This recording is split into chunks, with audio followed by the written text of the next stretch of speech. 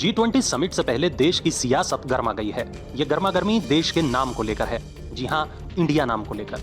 दरअसल ऐसी खबरें चल रही हैं कि मोदी सरकार देश का नाम इंडिया खत्म करने वाली है। पहले तो ये सिर्फ विपक्ष का आरोप भर था, लेकिन राष्ट्रपति भवन से आई एक चिट्ठी ने इस आशंका को बल दे दिया है।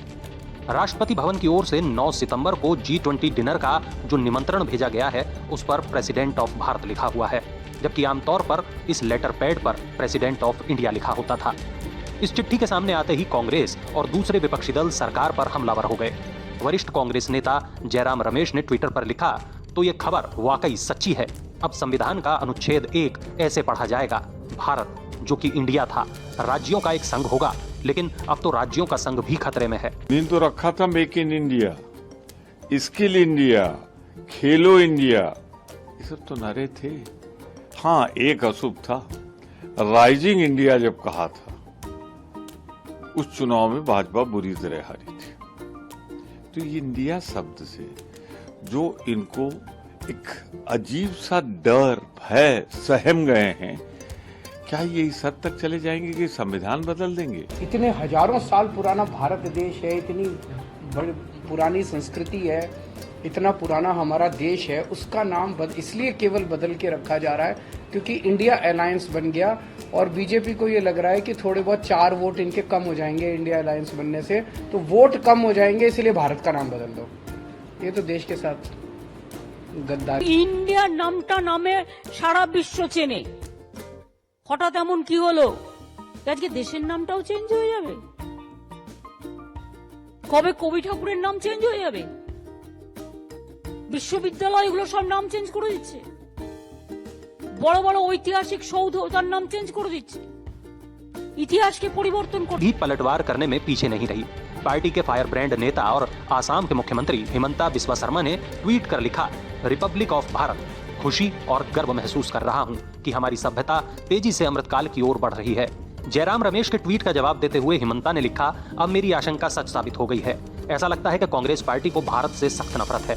ऐसा लगता है कि इंडिया नाम जानबूझकर भारत को हराने के मकसद से चुना गया था।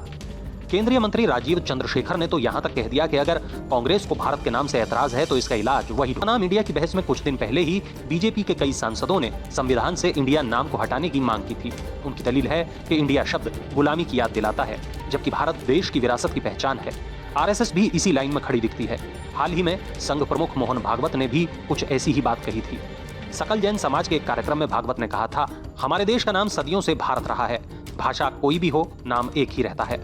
अब सवाल है कि क्या वाकई देश का नाम इंडिया खत्म होने वाला है?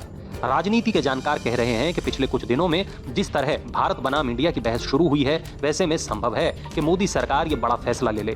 कुछ दिन पहले जब सरकार ने संसद का विशेष सत्र बुलाए जाने का ऐलान किया, तब से अटकलों का बाजार गर्म है।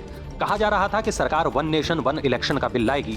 यूनिफॉर्म सिविल कोड को लेकर भी कयास लग रहे थे, लेकिन अब जिस तरह के संकेत मिल रहे हैं, कहा जाने लगा है कि संसद के विशेष सत्र के दौरान केंद्र सरकार देश के नाम को बदले जाने का प्रस्ताव रख सकती है। अगर ऐसा हुआ तो ये विपक्षी दलों के लिए बड़ा झटका हो सकता है। 2024 में मोदी सरकार को घेरने के लिए एकजुट विपक्ष ने अपने गठबंधन का नाम Indian national democratic inclusive alliance दिया है, जिसे शॉर्ट फॉर्म में इंडिया कहा जा रहा है। विपक्ष ने एक सोची समझी रणनीति के तहत गठबंधन को यह नाम दिया था। इसके पीछे की सोच देश हित की भावना को लोगों के बीच पहुंचाना था। मकसद था कि जब भी इंडिया नाम लिया जाए तो वो देश की आवाज लगे।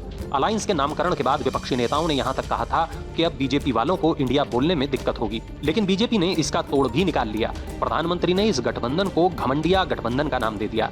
तब से बीजेपी के दूसरे नेताओं की जुबान पर भी यही नाम रहता है। अब अगर सरकार संविधान में बदलाव कर इंडिया का नाम हटा देती है तो फिर ये नाम बीते जमाने की बात हो जाएगा और धीरे धीरे इस नाम के साथ लोगों का जुड़ाव भी कम होता चला जाएगा।